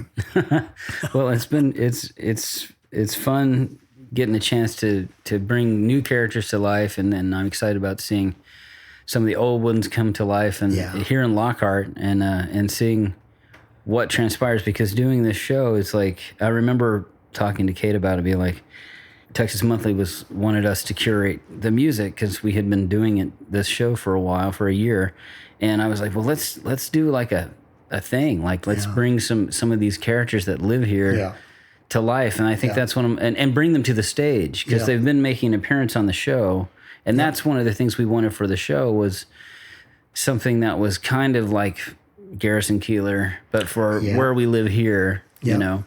And it's been fun to do that here in the studio, but to bring them to the stage is and it's pretty fun. It's cooling off, and people will be able to come outside again, and enjoy the outdoors, which I parted company with somewhere in August. Oh my gosh! I'm still upset about it. I feel nature just stabbed me in the back. I feel the and same I'm way. not going to get over it anytime soon. But by that time of the year, it's going to be cooled off. It's going to be wonderful. James is going to play. I've got phone calls into a couple of tuna characters, Vera Carp and Dee Dee Snavely. They don't like each other, but one of them will show up, so one of them will be up there on that stage. And it'll be great because I haven't played a tuna character in a decade. I haven't brought them out in over a decade. That's really so special. it'll be fun to bring them out. Oh man, it's an honor to have you do it here on this with us and on the stage here in Lockhart. It's going to be wonderful. Yeah. It'll be a celebration of specialness. Yes, yes. Again, anything I can do, y'all come on down to Lockhart because it's a little crazy. It's not what you might remember. We'd like to thank our Smoky Home Compadre and Barbecue Fest sponsors, Texas Monthly, Original Black's Barbecue, Wella Foods, Thunderbird Bars, Commerce Gallery, Poco Loco Supermercado, the Lockhart Downtown Business Association, Independence Brewing Company, and Garrison Brothers Distillery. Along with our monthly sponsors, Texas Hatters, Wella Foods, Thunderbird Bars, 1DR Bookery and Gifts, Christina Valdez, Realtor for his own team, Really Austin, and Viva Trilingua, the Big Bang of Texas Music exhibit at the Whitliff Collections at Texas State University. In-kind sponsors are Printing Solutions, Willigan's Island, Courthouse Nights, The Rock House Airbnb, Birdie House Airbnb, Gaslight Baker Theater, and Crystal Glaze Photography. Our show is produced by Kate Collins, recorded at Troubadour Image and Sound in Lockhart, Texas, edited by myself, Stephen Collins, and Danny Manning. Social media managed by Crystal Glaze. 78644 is available on Spotify, Apple Podcast, Google Podcast, Amazon, Radio Public, and everywhere else where podcasts are streamed. Thanks for listening, and don't eat too much at Barbecue Fest.